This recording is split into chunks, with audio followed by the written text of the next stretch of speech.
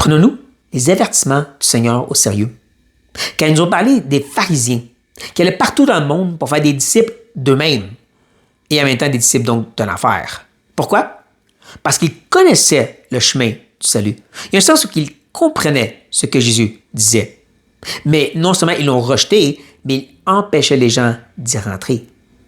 Ils s'opposaient activement au ministère de Jésus et ce qu'il enseignait. On le voit à travers les évangiles.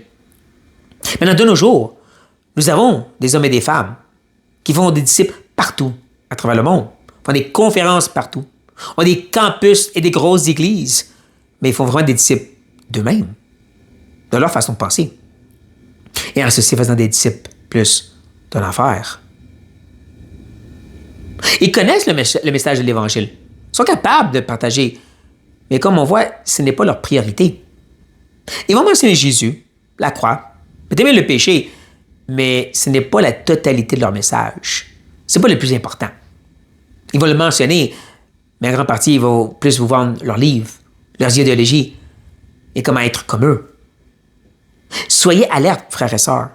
Prenons au sérieux ces avertissements du Seigneur. Écoutez leur message. C'est pas juste qu'ils mentionnent Jésus ou l'Évangile. Est-ce que c'est leur totalité? Ou comme Paul dirait, ils prêchent que Christ est Christ crucifié. Ils sont juste centrés sur qui est Jésus et qu'est-ce qu'il est venu faire. Sinon, arrêtez de les écouter. Prenons l'avertissement au sérieux.